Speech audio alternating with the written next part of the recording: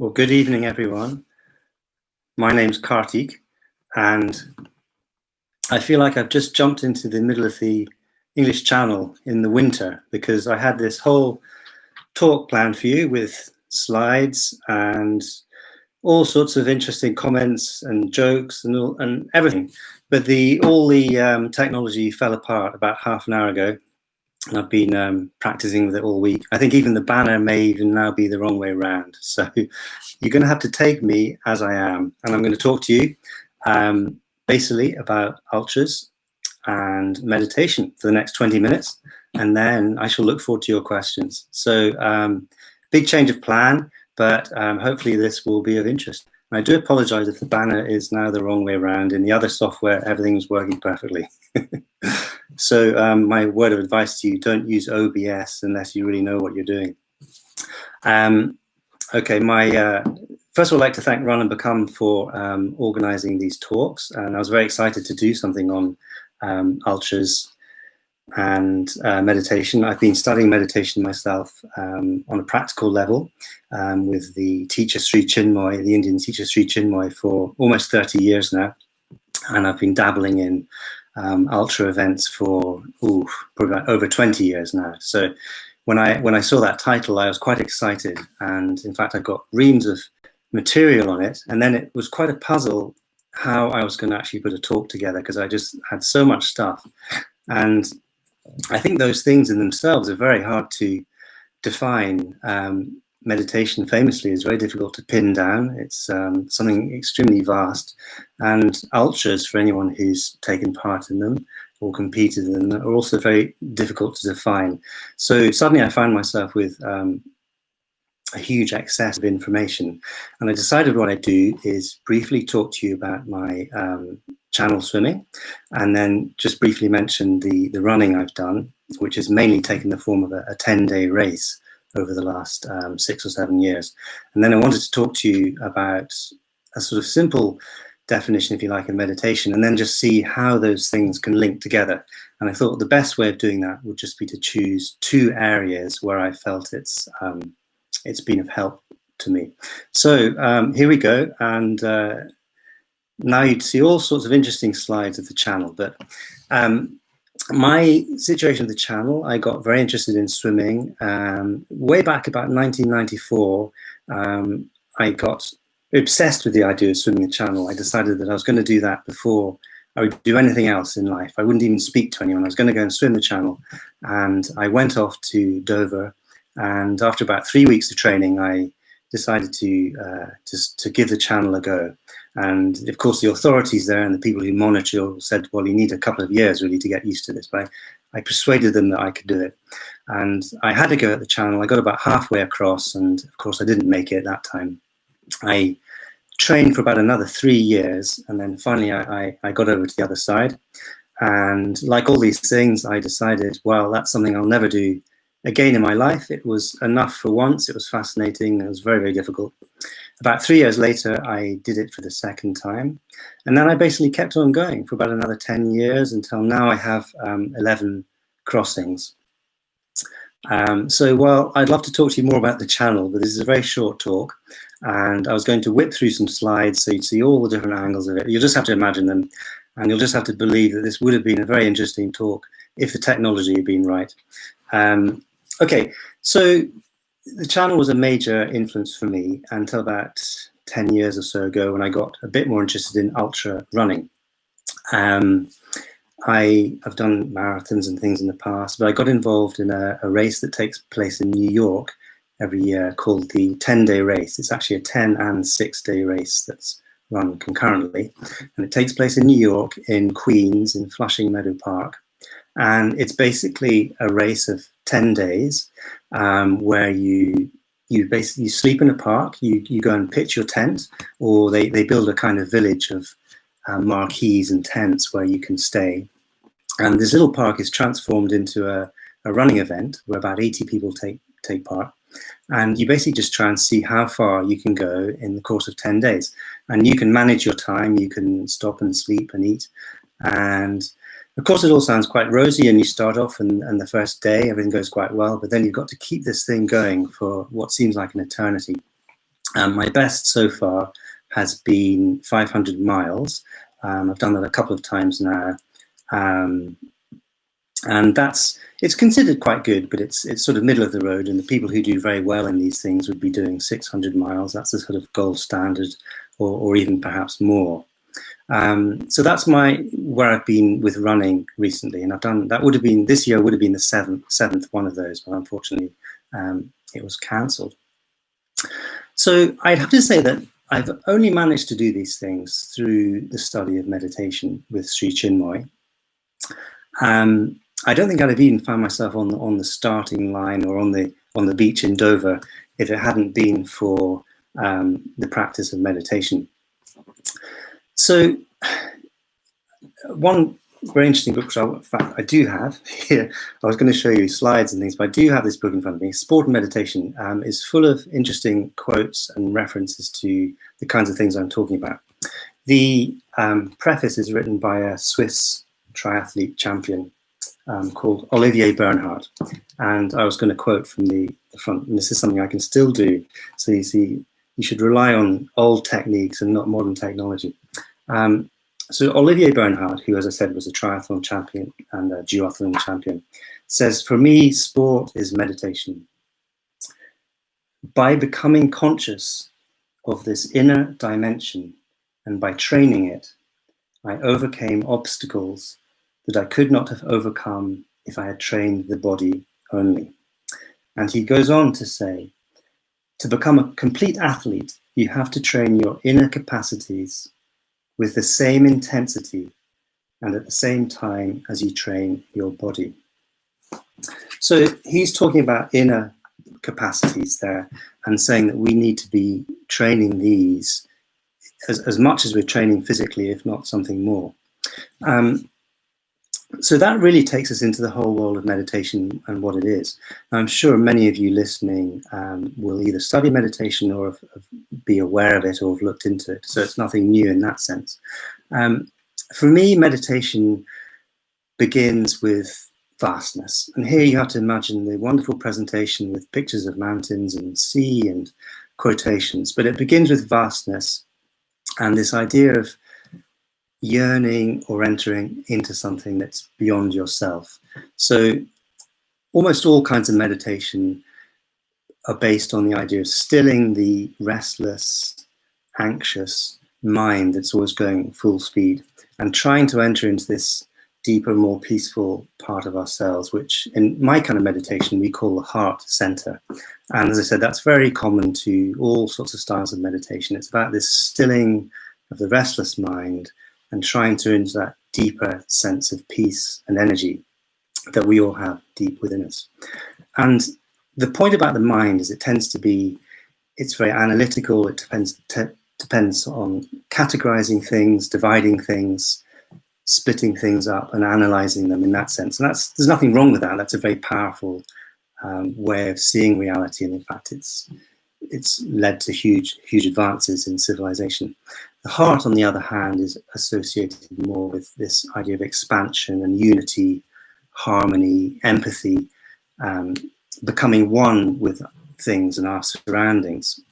So this idea of vastness, I think it starts with, for example, looking at a beautiful stretch of water or something of interest like the channel and just suddenly getting that urge that you want to enter into it. You want to somehow take part in it and almost possess it in a way. You want to become it. So it's about opening up that aspect of ourselves. I think it's something that many people experience on some level, and certainly many of you who've run or taken part in ultras, even if you don't study meditation, will say that you get those feelings, those kind of expansive feelings where you're entering into something deeper, something wider. So that leads me on to the next area, which is how I've managed to use that in doing these events. And the first thing I've noticed right from early on is that as soon as I would, and this is what I'd recommend people do, in fact, is to choose an event or sign up for something. And it could be something that's really quite out of your normal comfort zone. It seems impossible to you or absurd, but you somehow get a thrill from it. You get some kind of idea that you'd like to find out more about that thing. And that's where I would tend to just say, right, I'll sign up for that thing, I'm going to do it. And particularly if it's not something where you have to pay money up front or something, you've really got nothing to lose. So, for example, with the channel or with this 10-day race, there'll come a point, typically 3 months, 5 months, 6 months, sometime before the race, when I feel like I really need to be focusing now on that event. So I've perhaps been out doing the odd swim, the odd run, as perhaps many of us do, just to keep fit and enjoy being outside. But there comes a point where I say to myself, like, I really need to get going with this thing. And then it's quite a specific time for me. A day will come where I go for a swim, let's say, or I go out for a run, and I feel like I've taken the first steps towards this event. And it's through the meditation, it's almost like there's a mind flip. Like I'm actually already somehow in that space. I've moved out of my normal day-to-day training and just going out for a run and seeing how it feels. I'm actually somehow connected with that event. So this was the first thing that I wanted to say, was that the training becomes the event. The training is the event. The way the mind would normally look at the event is that it's something coming up in the future. I'm going to sort of train, if you like, for a certain amount, as much as I can. And then this event will happen and I'll do my best. I'll go into it with the physical capacities that I have. But what I've noticed with this idea of starting the event sort of way before it happens is that the whole thing's a kind of continuum. It's a kind of long journey or meditation, if you like. It's all part of the same thing. There's no separation. There's no kind of mental separation between bits of training, little chunks, and then this event that suddenly happens at the end. And what I found that has given me is that very quickly, each day or each training session, I'll get some kinds of insights, or things will start cropping up that will be things that I need to overcome in order to complete that event. And these could be things like overcoming fear, overcoming boredom, developing patience, developing more confidence in myself. The kinds of things that in that quote I was talking about, these inner capacities. And the thing is, we don't tend to ever focus on them or train them. We tend to just do the physical thing and come to the... For me, the meditation has allowed me to slowly take on board all those little bits and pieces and kind of work on them through the months leading up to the event. So something like patience, for example, that you'd never normally consider training, actually sometimes becomes a bit of an issue during some of your training. And the meditation somehow gives you an angle on how you might go about trying to train through that, or gives you some insight in how to go about it. The other thing that I found is that often there'll be blockages and injuries. In fact, almost every single event I've done, I've had some problem with, whether it's been a knee or a shoulder problem or a foot or something always comes up at some stage. And after a while, I just started to say to myself, this must be part of this flow, part of this continuum. It's part of the thing that I'm trying to learn. And it's something I would like to speak much more about. And perhaps when the technology is working, it might flow a bit better. But there's definitely a feeling that you can train for 2 or 3 months quite hard. And it's as if you've really got to the stage where that injury starts to become an issue. It's as if it's always been waiting there. And far from it being something you should be super anxious and super worried about, it's something that seems to, you've actually achieved, you've got to the stage where you can face this thing. And it's also going to be something that if you can resolve it somehow through your training and through your meditation particularly, it's going to give you tremendous strength and energy when you actually come to that event. I do have numerous examples of that I would like to go into, perhaps on a future talk. But in fact, quite reassuringly, time is flowing by quite fast, and I probably think that my slides talk would have gone on forever and ever. So that would be what I call the training is the event. And it's something that's really come up to me through the meditation. And again, something I'd like to talk a lot more to you about, but just to give you a bit of a flavor. The other thing that is definitely the meditation has helped is what I call dividing up the distance. So the distances that you're faced with in these events can be absolutely frightening as anything. You've got miles to do, you've got hours to run, you've got days to run, whatever the event might be. And it can actually be frightening, to say the least. For the channel, you have to go out and do a 6-hour swim in the cold sea. And in fact, you have to do numerous 6-hour swims really to get yourself ready. And the prospect of that can be just bewildering.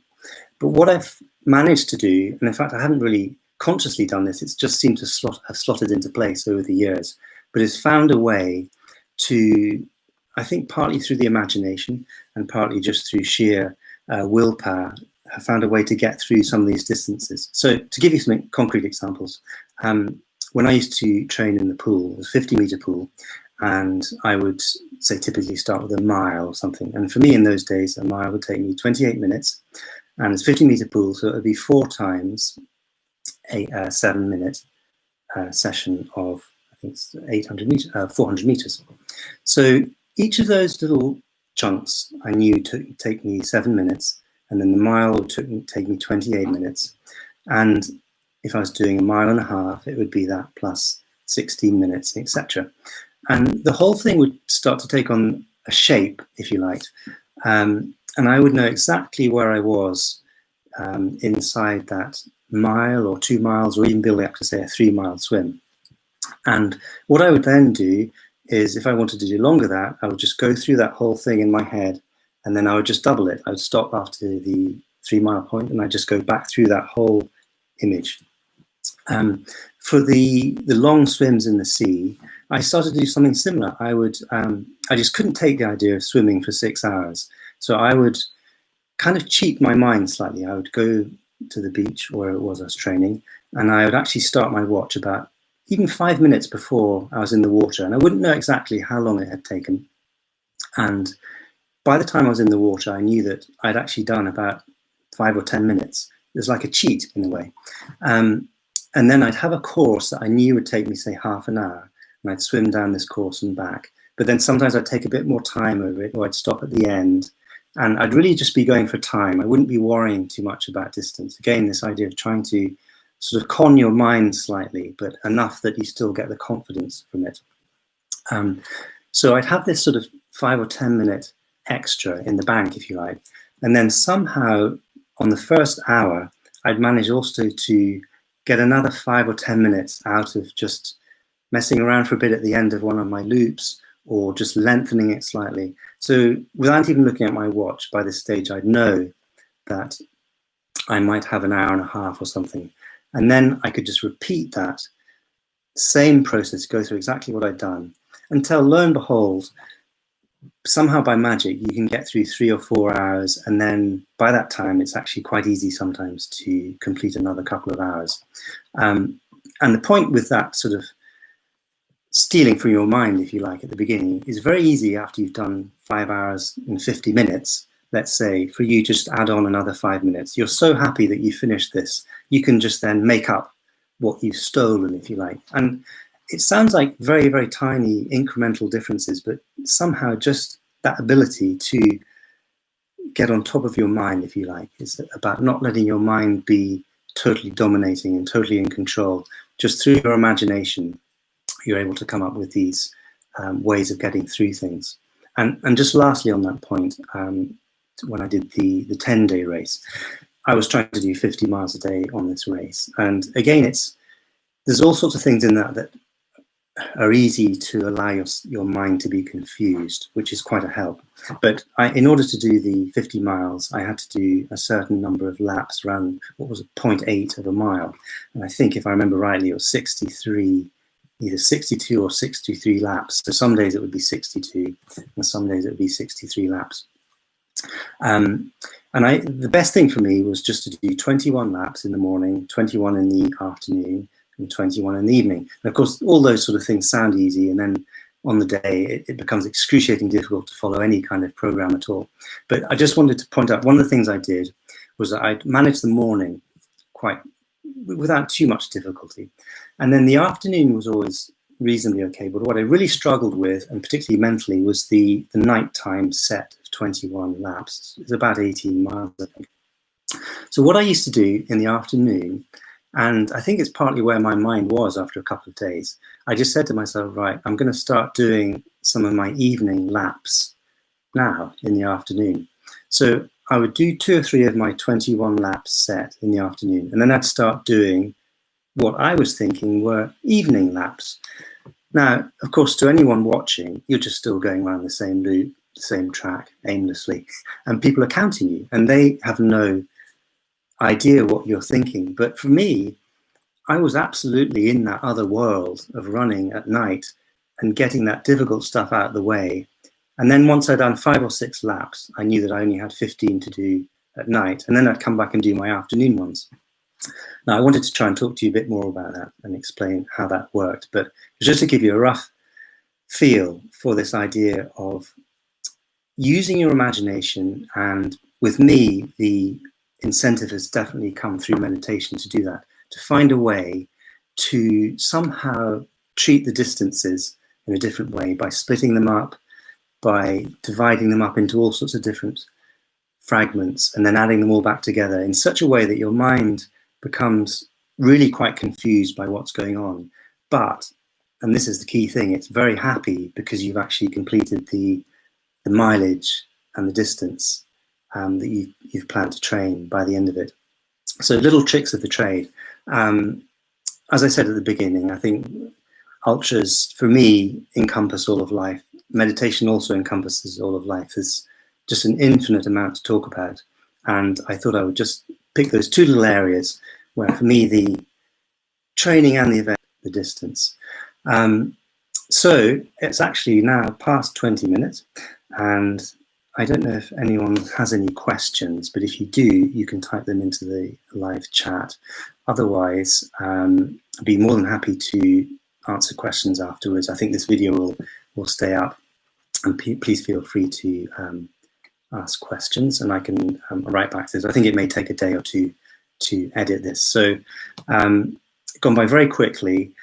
Sincere apologies that I couldn't do the original talk. Perhaps it's given you some feel for something to do with meditation and ultras.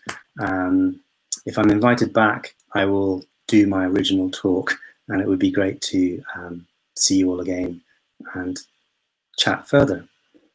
So it may be that, again, with technology, I'm afraid for some reason questions aren't coming up, but I'm seeing something now.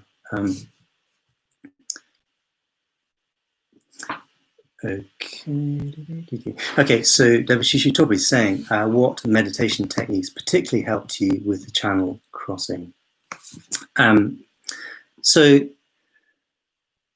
it's curious because I think it's almost like sometimes later on, after you've managed to complete these events, it's not as if I sit there and meditate and I suddenly get this. I mean, it does happen that you meditate and you get this tremendous energy and you just want to go and burn it off and train. But I think over the course of a year or the training, it's not as if you're particularly aware day by day of something happening. But somehow when you do the event, you realize that just incrementally, just by doing this thing day by day, and it's not as if every day you're going to get these fantastic insights and great meditations, but if you're able just to discipline yourself enough to meditate for 5, 10, 15 minutes every day, by the time you do one of these events, something seems to click into place and your mind just has that slight advantage, or some part of you has just a little bit more control over the mind that comes in. And with a swim, usually within an hour, I mean, I've trained for this swim for, it's years sometimes that you've done this, and you're all ready and you're enthusiastic, and then literally within an hour or so you can be the only thing you want to do is get out of the water, no matter who you've got to come and help you, how much you've paid for this thing, how much you've trained. All you want to do is just be warm and just forget this whole thing. But somehow through that day by day training, the mind, or the sort of more sensible part of your mind, let's say, just says, okay, let's just hold on here a second, let's give this another half hour, let's give it another hour. And slowly, again, along the lines of those kinds of techniques of just giving yourself the space to let something happen and being patient, developing those ideas of patience and working on your own self-confidence, etc. Somehow you can get through those tough patches. And often within an hour or two, you'll find you're quite happy again and you're swimming along and you're actually enjoying the event. And many times in these events, they can be very, very enjoyable. And it's almost like you'll just go through these very tough patches. And for me, it's almost like a fever. It's like when you have a fever and it's very intense for maybe half an hour or perhaps 45 minutes. And if you can just get through those moments, suddenly everything becomes easier again. And particularly on those long training swims, if I could get through the first 2 hours, somehow the mind, something would just lift. And suddenly all the anxiety and the depression and the fear would just somehow evaporate. And I know that it's from having put the time in to do the meditation each day. And no matter how things are going, if you can just keep that little space, 5, 10, 15 minutes a day, it's remarkable how that will help you. A few other questions here. How do you solve the injuries during the race? Okay, so that's something I'm absolutely fascinated by. And I've been, as I said, every single event I've done, I've had some kind of injury. And it's led me to believe that it's almost, again, this idea of the training and the event being the same thing. It's part of the same process. It's something that is going on that we're having to learn about. And in fact, I'd say even to the extent that the whole point of the event sometimes, in retrospect, has been to try and solve what that injury somehow represents to you. So it can be quite paradoxical that this block or this injury comes along, and it's often the very thing that you need to be able to do, which is, for example, swimming, you need to be able to move your shoulder, or in running, you need to be able to place your foot down. And the injury comes and it stops you doing that very thing. And you wonder, apart from the fact that you've been doing that repeatedly, which might be something to do with why it's come up, but for some reason, it seems to draw your mind, draw your attention to that thing and make you deal with it. And all sorts of things, I think, happen. It seems to open up other avenues, other energies that enable you then to complete the race. I think also sometimes the reason we do these things is because there's all sorts of deep-seated things we're trying to solve, and the training just brings them to the fore, brings them to the light, which I think it's very important not to get too concerned with them, because it's a positive step you've taken. When you get to that stage where things are blocking you and you're injured, you've actually got to that stage. You've made the effort, and that's what's happened to you. And I don't think it's some kind of random punishment, if you like, or something that's randomly come in and stopped you. So I think it's all quite significant. Something I've been collecting notes on, and I'd like to talk for hours. And when the technology is working, we'll get that going. I think I have time for one more question. As I said, I'll make a note of these questions, and I will write some answers after the video. So just trying to read down here. I'm seeing some names of people I know, and I'm quite embarrassed they've come on and seen that I completely messed up. Though someone does say very inspiring, they're very encouraging. That's actually one of the keys of meditation. Okay, so I've done injuries.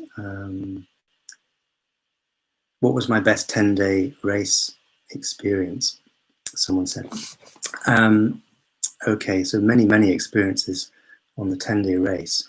I think, again, coming back to the injuries thing, was one time when I had a very bad knee problem about 2 months before the race. And it got to the stage where there was just no way I was going to be able to do this race. But something deep inside me, and again, I think this comes back to the meditation, where something is stronger than what's happening to you physically, even if it's something that was pretty significant. It was a knee injury. I could hardly walk on it for about 3 weeks. But I was so obsessed with wanting to do this race that I just said, right, I went all the way to New York with all my luggage and all my gear. So I'm going to go there and just see what happens. And it got to 3 days before the race, still knee problem. I could just about run on it, but not far.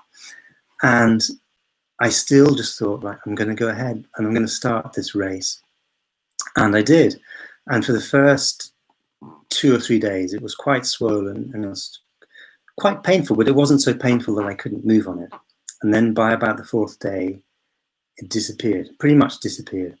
But all that time, it had forced me into moving in a different way. It kind of completely changed my gait in a way that I think, stopped me getting future injuries and enabled me to finish the race quite well.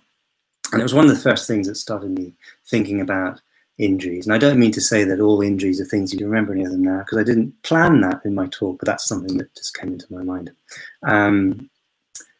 We are now at 7:30 exactly. So thanks very much for listening to me. And I do hope we can do this again. And I shall now say goodbye. And once again, thanks very much to Run and Become for organising these talks. I think there's going to be quite a few more coming up in the future. Very important, I think, in these troubling times. And they always manage to keep us running. So thank you very much and good night.